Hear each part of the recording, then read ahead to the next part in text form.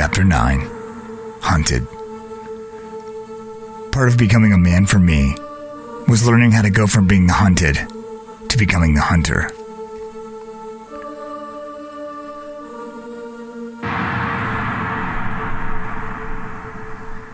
Angela and Charla walked from Jimmy's body as it lay lifelessly on the cold ground. A little girl should not see such things, Charla thought. She tried to regain her strength for the little girl. "Come on, Angel," she said. "This looks like a good spot to sleep here, under this tree." It helped Charla to act like everything was normal in this way, like sleeping circumstances, as this were the norm. "Are you sad?" asked Angela. "It's okay, Charla. I was when my daddy died, but Matt will take care of us now, I promise." "Oh, I know he will, sweetie," Charla said. "You're lucky he takes care of you. He loves you." "I know," the little girl replied. "He can take care of you, too." Charla smiled and told her to try and rest. She sat and thought of her Jimmy. He had been such a good man. They had run the lodge together for many, many years. They had begun to grow old together. She was grateful for that. Jimmy always made her feel comfortable and strong. Now, she was quite confident that he was peering down on her and the group from afar, from heaven. Jimmy was going to make sure that she was strong for the little girl. This gave her hope as she sat sleepless under the tree. The night went on. Matt watched the westward way. He and Jacobs split up. In the back of his mind, thoughts raced as he focused on protecting the camp. He thought of John, remembering his guilt and leaving him behind. He wondered if he was still alive, somehow. He wondered how Charla was, if she could take care of Angela in her current state. She had to be in shock with Jimmy's death. Matt always counted on the fact that she took care of Angela while he was away. He hoped she was making it through. Matt tried to come to terms with what he had just done on the bridge. He had to, before he could face either of them, Charla and Angela.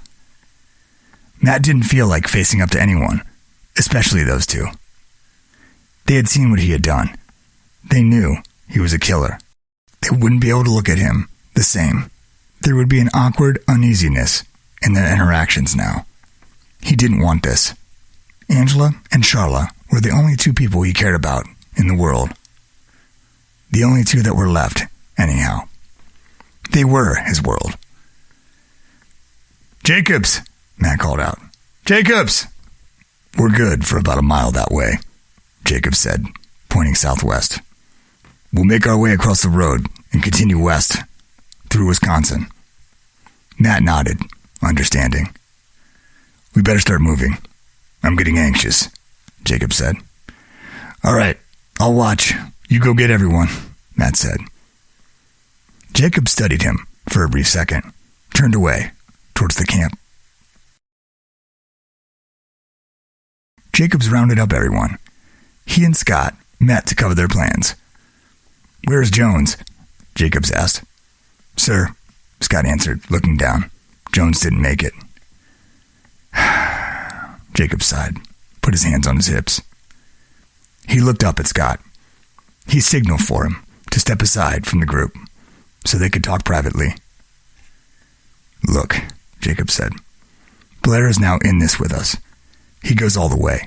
He's committed, but he'll need our help. We don't let him back down, okay? He's with us. We need him. He's acting a little strange. I don't think he's seen anything like what happened on that bridge. But he did what he did. We saw that. He knows what needs to be done, and he'll do it. If he didn't fucking hide in that bus,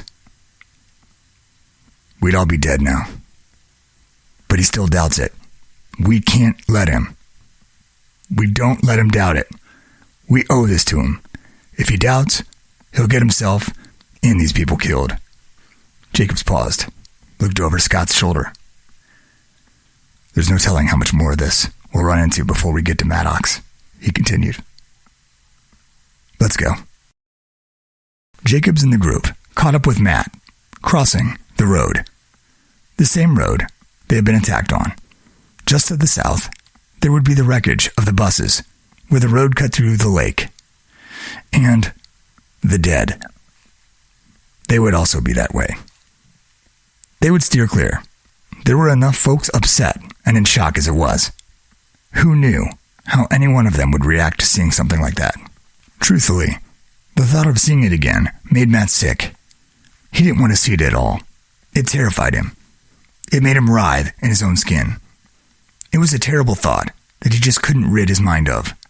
He didn't want to think about what he had done. There was no way he was going to have that wreckage enter anyone's field of vision. Not on his watch. Jacobs and Matt scouted ahead. Scott took the rear. Davis and Russ led the group from within. Matt didn't want to face those he felt he betrayed, revealing the killer that was hidden in him. He didn't want to see the eyes of those who now feared him, those he knew less. For 4 days, they walked at a steady pace, from the morning well into the evening. There was little time for breaks. They hadn't eaten anything but grass and leaves. In truth, they were beginning to starve. The sun had come out and started to melt the northern snow. Jacobs would occasionally show up with a fox or some other critter. It wasn't exactly a delicacy, but a necessity. And it didn't go very far. Often, many would have to go without. Fights would break out over the food. Jacobs, starving himself, had to break them up. Everyone was functioning on a fuzzy logic. It was a mild day. They came upon a farm. It had a long driveway, a one-lane dirt road. A truck and car still parked in the driveway. There was a chance people were still living here. Jacobs and Matt ran ahead to see if there was anyone home. But when they knocked, no one answered the door. Jacobs threw himself at the door. The lock snapped, breaking through the doorframe. Beyond the door, they found a largely undecorated, simple farmhouse. There was a main dining room, very large. 3 bedrooms off of the kitchen. Down a short hallway, another large living room, through an archway at the other side of the kitchen. In the hallway, there was a pull string hanging from an attic door on the ceiling. Jacobs pulled the string. Dropped down the door, revealing a stepladder to the attic. He ascended it. The attic was insulated and seemed habitable. The frame of the attic floor had been fitted with a subfloor. There was no carpet, but a few rugs. Nonetheless, this was better than sleeping outside in the cold. A large barn sat outside, a little way off from the house. At one time, it probably housed animals, but now it was empty. There were a few cows roaming the hills behind the barn. The women and children could all sleep inside the house. The men could hole up in the barn. Jacobs stood at the doorway in the front of the house. He put his elbow at the top of the frame and leaned on the inside of the door. He had found shelter for the time being. He watched as the band of refugees slowly made their way to the house. He sighed in relief. "Okay," Jacob started. "We're going to head back the way we came." Jacob spoke to his small group of officers. Scott, Blair, Russ, and Davis listened as he spoke. This comment earned everyone's attention very quickly. "I figure we only went 40 miles or so. We have to go back and finish the job. We take out the rest of them," Jacob said, inspired. "I think we're far enough into the country. The group won't be bothered out here," Jacobs continued. "So, Davis and Russ, stay here. Keep close watch on everyone. You're going to need food. Maintain perimeter watches, just like the lodge, no different." He turned and looked to the cattle on the hills. "There's enough meat to hold you for a while. There's some grain in that silo. It's not good, but it's sustenance. You should have plenty of food Scott, Blair, you come with me. We head back to find our attackers. So, why are we doing this? Matt asked. Those were Chinese troops. If that's true, then things may be going wrong, and this could be the site of a war that we can't be caught in the middle of. So we're going to launch an offensive on them? We're going to see what we're up against. If we can neutralize them, then we neutralize them. There appeared to be a staring match between Blair and Jacobs. If we don't do this, Blair, we risk every one of the people's lives out there on the road, including that of the little girl and the older woman. Jacobs pointed towards the group. Matt had no response. Though Jacobs had framed this as a mission to kill their attackers, it was an intel mission. He must just be used to rallying the troops. Let's go then. With that, Jacobs turned and started running at the horizon. Matt and Scott looked at each other. Scott took off running. Matt paused. He didn't quite know why he was following this crazy plan. He followed Scott, running to keep up with Jacobs. The three men ran for hours. Jacobs kept an incredible pace for such a distance. Matt kept up, but with a great deal of pain. He thought to himself, at least I can't feel the pain in my arm. For 2 days, the group ran like this. Jacobs kept a considerable distance between him and the two following. They saw little of note during the run. The highway stayed in sight, guiding their sense of direction. Now and again, a car was seen heading south, but there was little else. On the third day, they arrived at the land bridge where the attack took place. Matt felt the feelings of fear and regret rise in him. He hated this place. They revealed themselves in broad daylight. The bus's ruins still smoked lightly. Bodies lay scattered on the ground. It took much of Matt's will to look on this again, but he forced himself to look. He felt tears burn in his eyes. There was a flex in the back of his throat. It felt as if he would vomit. He stopped himself behind the group. He put his hands on his knees, assuming the position. There was no holding back now. His stomach lunged, and white liquid shot from his mouth. His body heaved a few more times. Nothing came up. Jacobs and Scott turned from Matt, letting him gather himself. Matt wiped his mouth, feeling lightheaded. He rose and joined the other two. There was no sign of the helicopters. They were taking off and heading southwest, Jacobs said. Let's take a beat and then head that way. Soon, they ran on, southbound, after passing the land bridge. Jacobs drove them on, showing no sign of the hurt he had to have been experiencing. Matt and Scott did their best to cheer each other on. This guy never ceases to amaze me, Scott said. No shit, Matt agreed as he followed. The long run seemed to ease the impact of Matt's thoughts. He focused on keeping the pace and making sure Jacobs was still in sight. He pushed on past the limits of his body.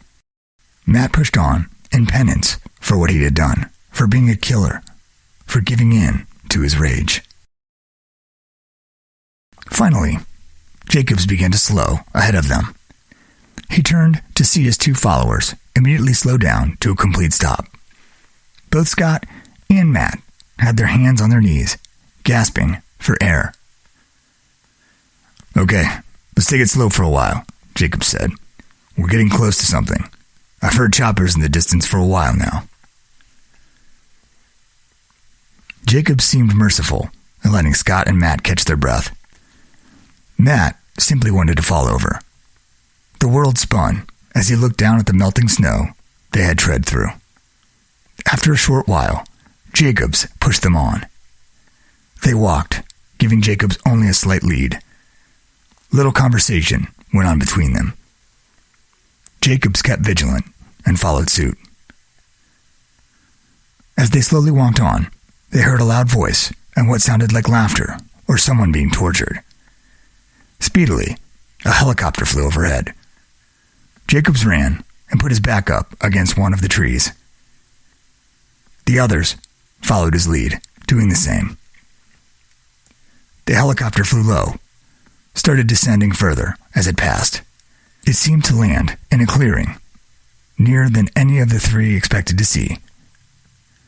Jacobs waved his hand, telling them to follow. They moved on slowly, from tree to tree.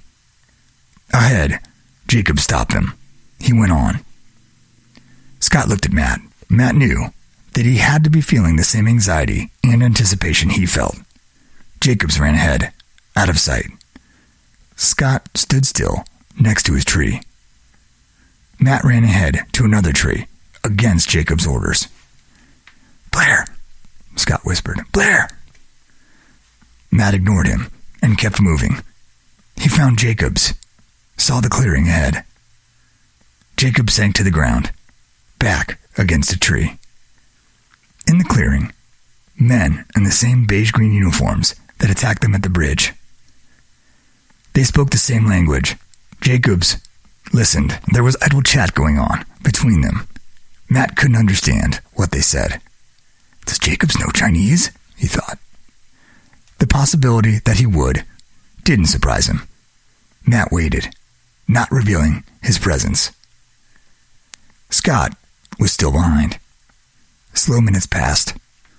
Jacob still sat, listened. Matt grew frustrated. He couldn't make out what was being said. Two men sat on the inside of the open side door of the helicopter. They talked and used hand gestures. They would use the radio, responding to calls that came from time to time. Jacobs sat silently, observing the men and their interactions. Aside from the two in the chopper, Matt counted 20 men or so, 5 helicopters. Matt ruled out the chance that Jacobs opted to attack. That would be suicide.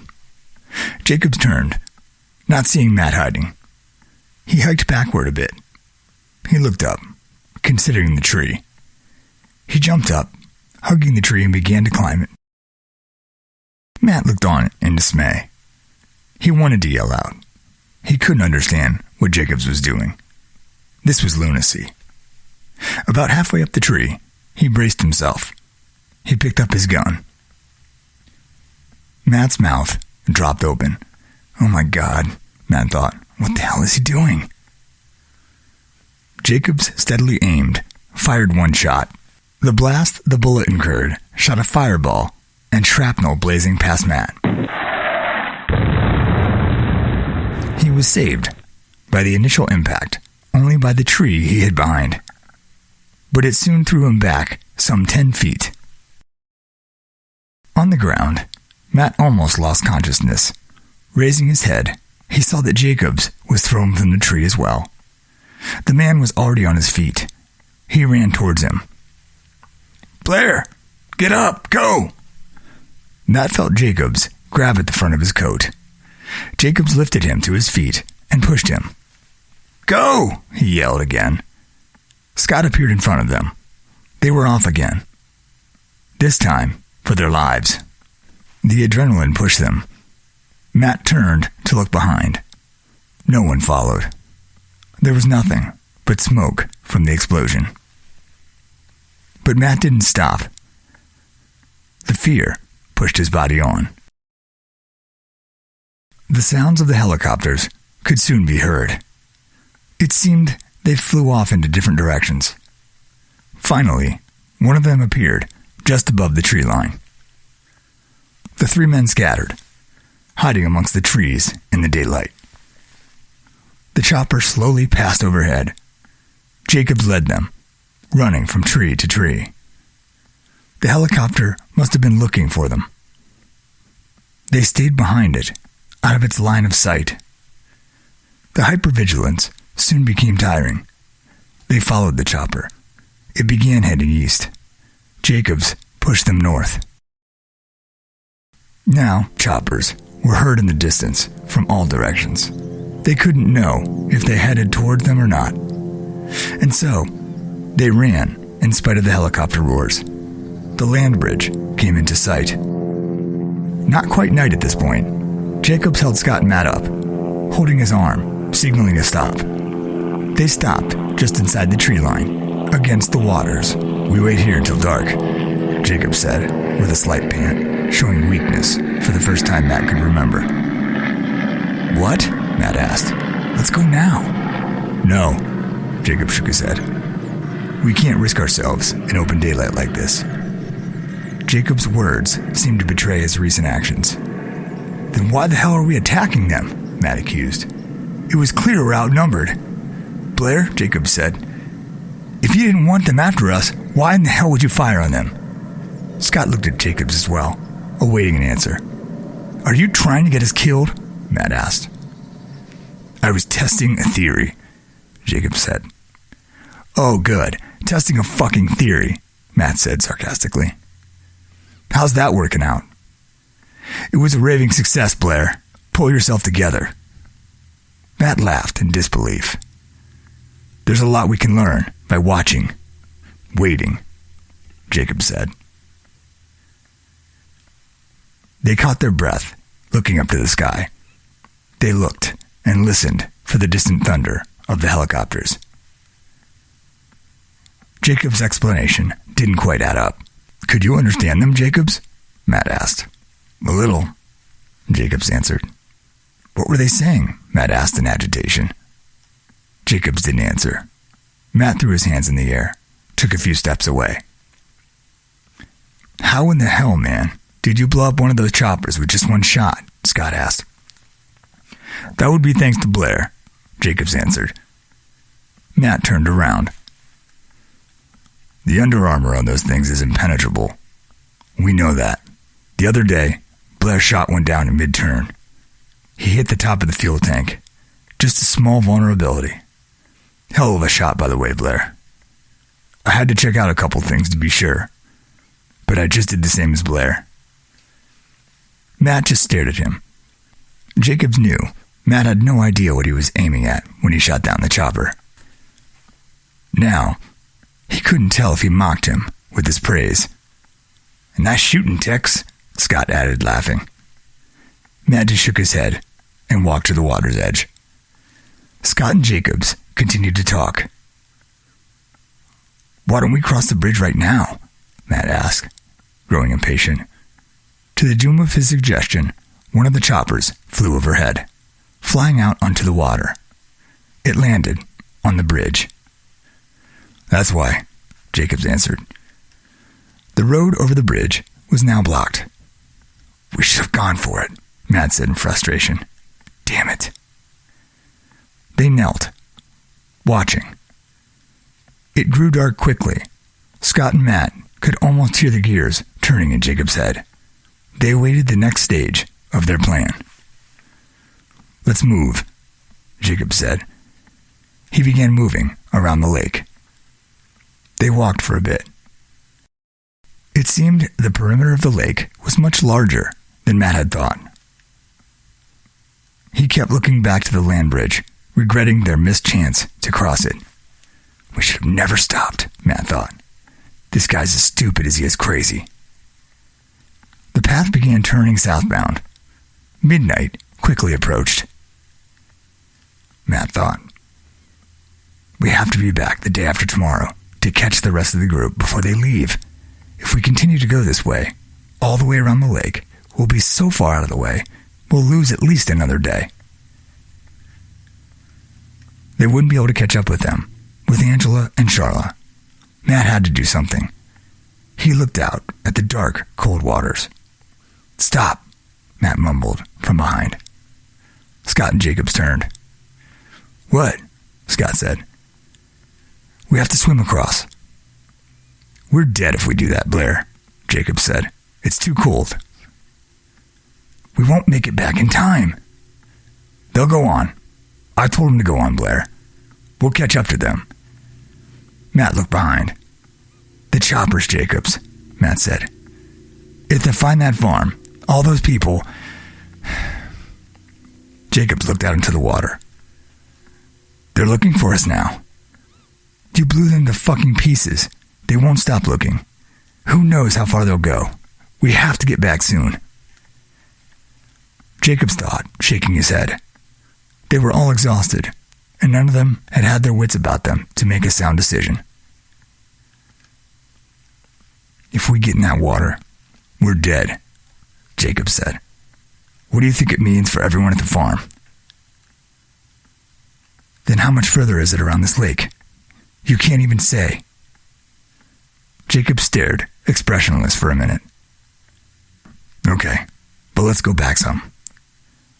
There was a spot where it wasn't as far across, back there a ways. Jacobs started out ahead of them. Listen, once you get in the water, you keep moving. Once you stop, you're dead. Once you get to the other side, you run. You stop, you're dead. You got it? Blair, Scott, you're dead. They nodded their heads in agreement. Be as quiet as you can, Jacobs instructed, but move as fast as you can. Without hesitating, Jacobs waded in the water. The cold didn't seem to affect him. Scott and Matt did the same. Matt felt the ice prick at his ankles, 1,000 little needles. He breathed in quickly, in surprise. Soon, he was up to his knees. The pricking of the needles numbed his body. He kept Jacob's orders in mind. His heart raced. He forced himself below the frozen water. Don't stop, or you're dead. The water now rose to his waist. He couldn't feel from the waist down. Ahead, Jacobs began swimming. Scott then stepped in front of Matt, lowering the rest of his body into the water. You stop, you're dead. The water stung his face. He kicked and pulled at the water. His weak right arm ached at the breaking point, where the ice water attacked and stung. He moved. He set in his mind he would not break the stride. Matt's muscles began a freezing burn. They were drained and dilapidated. He thought of the run on the opposite side of the shore. It made him want to give up. He heard his body sucking for air each time he brought it above the water. Feeling separated from his body, it was in shock. Shakes tremored through his body. He tried to silence his mind. He began to despair. I can't make it, he thought. Looking up, the despair intensified. So much further to go. Matt fought himself. You stop. You're dead. As long as he kept moving, he'd still be alive. He repeated this mantra in his mind. Don't stop, or you're dead. There was progress. He was moving. He noted the distance he had come. It was small, but some. He kept the mental chant going. It had become a rhythm his body moved to. A song. A prayer. Each measure, a few more strokes, were earned. Matt narrowed his focus. There was only the song. It grew in intensity and purpose. The rhythm was his breathing, the melody, the movement of his body. Keep going. The muscles burned, froze in the same sensation. He looked to the shore, far off. It seemed to be getting further. Matt despaired. He felt his body slow, not responding. He was stung with fear. His limbs immovable, impossible to move. It was too far. He couldn't make it. The rhythm of the song broke down. Don't stop, or you're dead. The words echoed in his mind, but his body still wouldn't respond. He couldn't feel his lungs enlarge for air. He sank below the water. Matt drifted. He caught himself, tried to push. A few wild strokes were given. He rose above the water, fell below. He pushed again, harder. The water broke at his chin, then rose to his nose. It climbed to his eyes. He saw the water line rinse through his field of sight. Again, he went beneath. "Don't stop, or you're dead." The words were powerless now. There was nothing in his body except the need to give up. From somewhere, deep inside, he heard Angela's voice. "When we get to the city, can we have a house together?" The words were warmth. He felt his pain body once again. He felt emotion, the start of tears. He felt. He thrusted his arms, kicked. The surface. Seeing Scott and Jacobs ahead, he pushed again and felt himself move. Again, her words came back into his mind. There. He pushed again, gained momentum.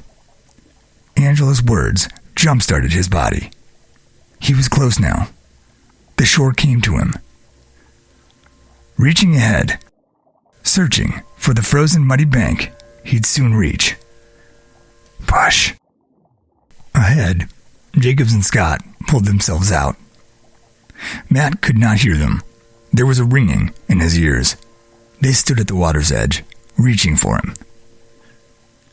Finally, the shore. Like a beating sound in his eardrums, he heard Jacob's voice. He pulled him from the water. "Run, Blair! Go!" He shoved Matt, running. Matt ran. They ran and ran. He felt his heart hammer in his chest as slight warmth was generated. Everything was flashing in front of Matt. Fast motion. Scott was in front. Jacobs must have been behind them. As they ran, Matt felt his muscles locking up at his neck and his back. He had to keep cracking them free again. Scott put his arms out, fanning his hands. He caught Matt by the chest as he came to a stop in front of him. They were at the land bridge now. There it was, some 20 feet before them. And there were the buses in the ruins. The sounds of animals in the night were now all that was heard. Scott turned and saw Jacobs approaching. The man still soaked from the swim across the lake. His freezing clothes stuck to his skin beneath. He stopped and looked south, following the road back to the bridge. A distant, angry look in his eye. He took off, sprinting. "Jacobs!" Scott screamed weakly. They ran after him. He was far ahead now. They were amazed at Jacobs' endurance. He ran out of sight as Matt moved in front of Scott. "Blair, wait! He's in shock!" Scott yelled. "Stop! You are too, Blair!" They came to the water's edge. No sign of him. The military chopper that had landed on the bridge now just sat before them. "Where the fuck is he?" Matt said. They heard a voice from above. "Move back." It was Jacobs. Looking up, they saw Jacobs perched in a tree, his TX automatic rifle pointed at the helicopter. Matt reacted. Sprinting to the tree, he pulled up and climbed with everything he had. "Jacobs, no, wait!" Matt had to stop him. Whether he hit or missed them, they would be pursued. They'd risk the chance of leading their enemy right to the farm. Jacobs looked down, saw Matt climbing. He returned to focusing on his aiming. Matt pulled with strength he had not found in his body before. "Get down, Blair," Jacobs said. Matt grabbed his foot. He let it slip. Jacobs raised it. Matt pulled himself up higher. He almost had his pant leg in reach. He stretched out his arm. His muscles screech like a stretching rope. He pushed himself in one shove, surrendering all grip on the tree. He heard a blast as he reached his pant leg, with Jacob's leg in hand. Matt pulled both of them from the tree. Simultaneously, an explosion lit the tree line in the distance. Then, crash. Matt hit the ground, back first, the air knocked from his weak lungs. He sat up and gasped for the air that entered his lungs like cold spikes. He felt a blow to the temple. He was lifted off the ground, flipped onto his front side. Matt caught himself. Then he took one to the gut. The air was gone from him again. Gasping, he took another kick to the chest. In the distance of his waning, barely conscious awareness, he heard a rustling. He inhaled. A pained noise followed the act, the pain unbearable. Then, Matt heard himself cry out in a howl, a low, growling sound caused by the violent expansion of his lungs. Cold tears dropped from his eyes. He looked up to see silhouettes, blinked his eyes to clear the tears. Focusing, he saw Scott with his gun pointed at Jacobs, his foot on his chest. "Sir," Scott said nervously. "Get it together, sir." Jacob sat panting, gun in hand. Matt tried to get up, made it to his knees. He fell over, catching himself again. "Get that fucking gun out of my face, Scott," Jacob said. Scott paused. He backed it off very slowly and put out a hand to Jacobs.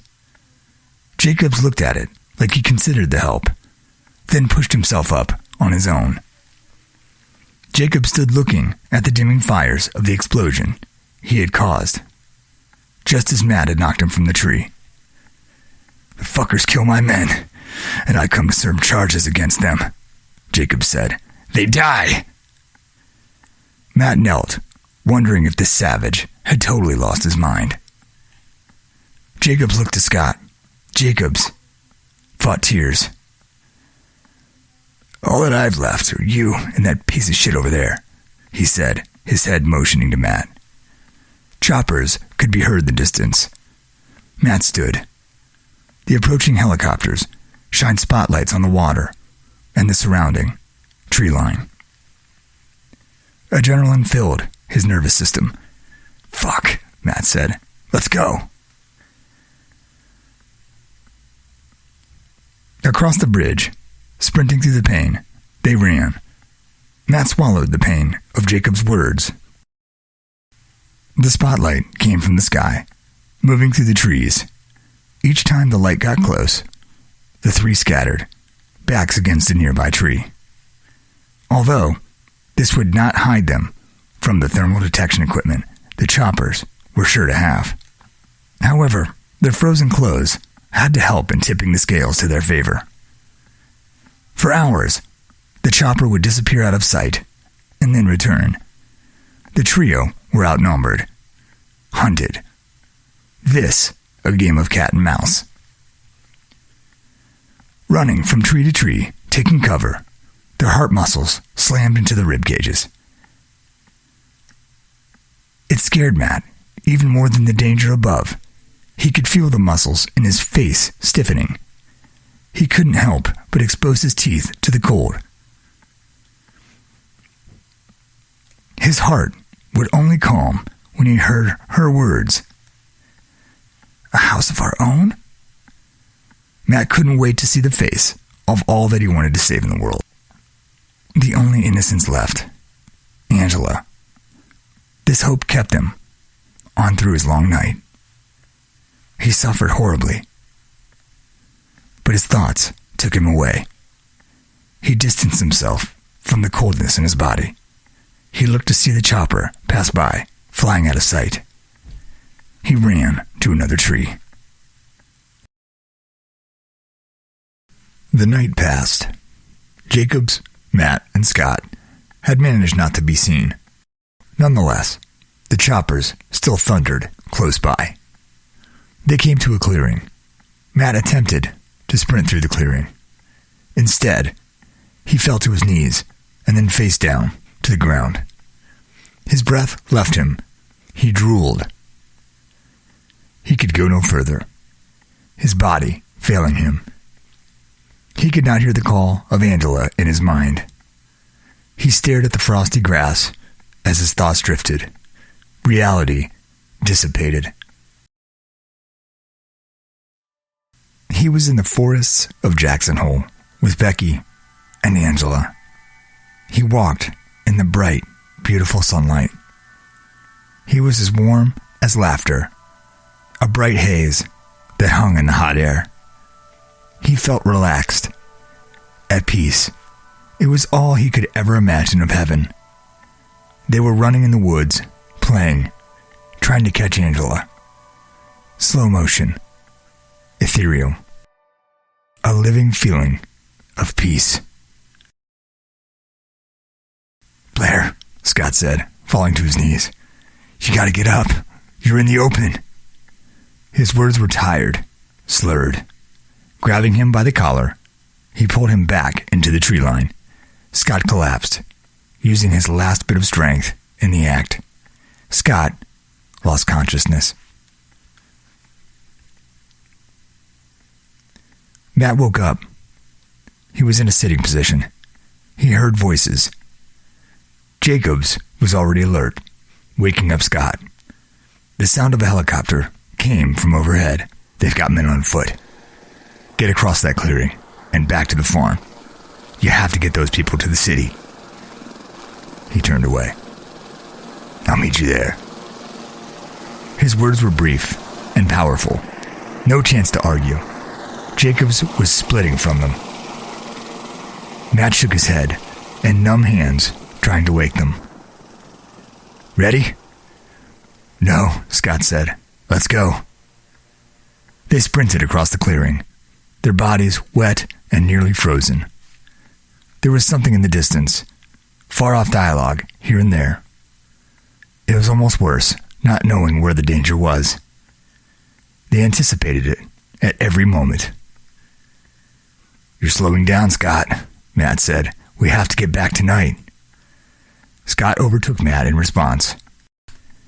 They raced each other for a while. A moment of laughter broke the tension. Without Jacobs pushing them on, they were free to take a break. "Scott, thank you for last night," Matt said. "I think you saved my life," Matt laughed. "Yeah, I did," Scott said. "He didn't mean any of that shit, Matt. We're just too spent. So is he. Probably why he stayed behind today." "Why?" Matt asked, puzzled. "It's hard to explain, just the way he is. I'm starving," Scott said, changing the subject. "Yeah, another reason why we should get back." "And Blair just keeps pushing us on," Scott said and laughed. "Yeah, let's get going." The day was bright, and most of the snow had melted. It left a sludgy, muddy mess that covered both of them in the thick mud. Their frozen clothes began to thaw, but were still heavy with the new layer of mud coating them. The day quickly grew late. Both were covered, head to toe, in dried mud and dirt. They both tried to keep things light, but they were still some miles from the farm when they took another break. "Blair, I think I'm dying, man," Scott said, short of breath. "I've got to eat." "We don't have that much further now," Matt said. Scott fell. He looked gaunt. Matt assumed he looked the same. "Let's sit here for a few minutes," Matt said. "Then, we gotta go. We can't stop for long." Scott shook his head. A chunk of dried mud clumped off. A thunder came down from the horizons. Scott looked to Matt. It was a familiar sound, all too terrifying now. A helicopter. It was flying at speed. They must have expanded their search. They were on the road to the farmhouse.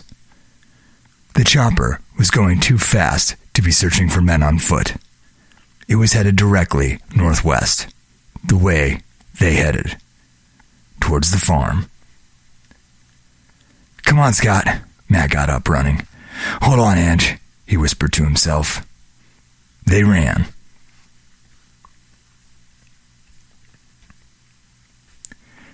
Matt could see the farm in the distance as it rose from the horizon.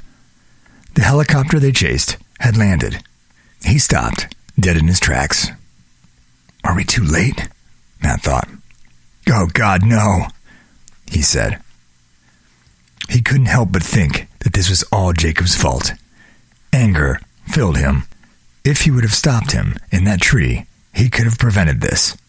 The chopper that landed on the bridge, Jacob's target, would have never known they were there.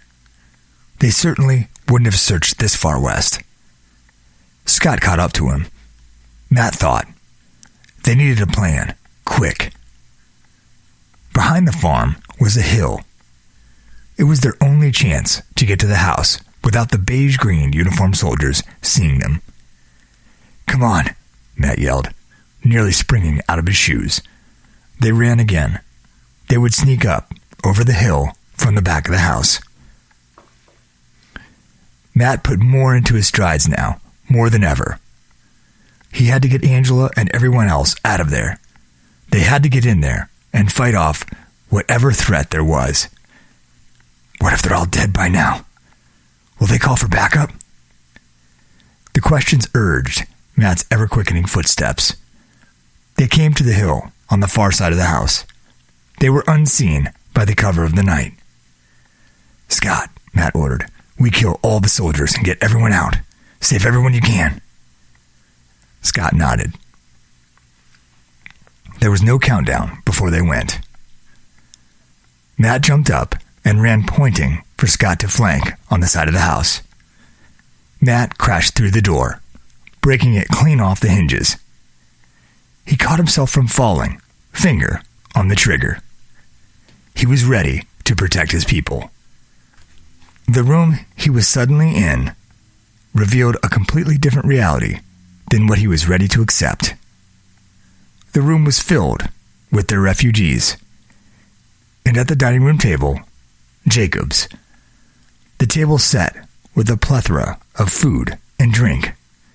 Roast beef, potatoes, green beans, and much, much more.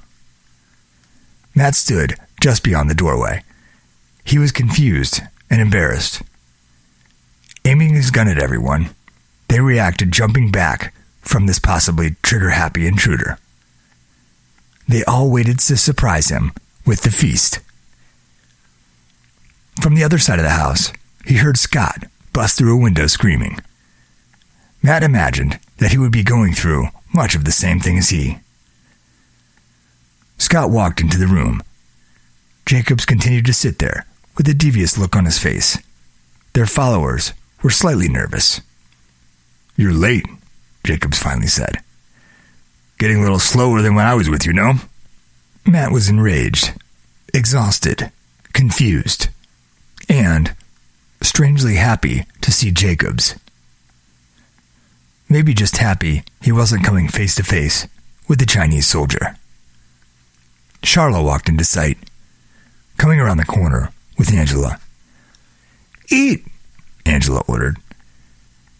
How the hell did you... Matt said, focusing on Jacobs. The realization came to Matt. He stole the chopper, flew it here, he thought. Matt sat, utterly and completely in disbelief. He put his hand over his face and ran it through his long, brown hair. Flakes of sand, dried mud, hit the floor of the kitchen. You both deserve better than this. But for now, this is what we can do, Jacob said with a smile. How? Matt asked. How in the hell did you do it? Jacobs gave a curious look. I'm a sniper, Jacobs replied, and a pilot. His Weasley smile revealed. A silence came over the room. Everyone tried to act normal, even with the state of their guests. You both look disgusting, Jacobs cracked. He sat in his seat, clean and dressed, in a fresh set of clothes. Now, we just destroyed plans for a Chinese embassy, Jacobs continued.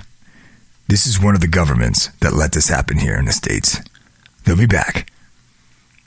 and there are probably a few helicopters heading this way. The embassy was supposed to be near Milwaukee, so they'll be back, and soon. Now, rest. We leave in the morning. Matt ate Charla's food. He felt nourished for the first time in a long while.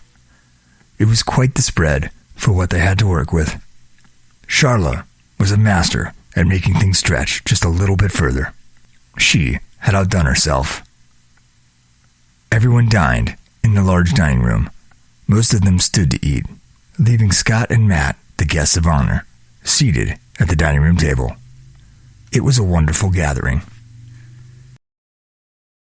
Angela came to Matt as he tried again to put the tiny bits offered by Jacobs together. He still felt anger towards him, Jacobs. He was off balance, making others look like they were the crazy ones.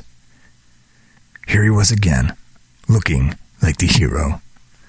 But his annex out there could have gotten everyone killed. That was the problem. He was a loose cannon. There was too much happening at once now. "It's your bedtime, mister," Angela said. He was relieved to hear the innocence in her voice once again. It seemed like forever since he had seen her. He was relieved to hear the sweet sound now. Matt quickly bathed and dressed. Angela appeared in the hall as Matt exited the washroom. She led him to the bed that Charla and she prepared for him. She tucked him in. This has been a presentation of The Landscape of a Heart by R.P. Watts. Copyright 2020. Stay tuned next week for Chapter 10, Long Road. Subscribe to this feed. Thank you.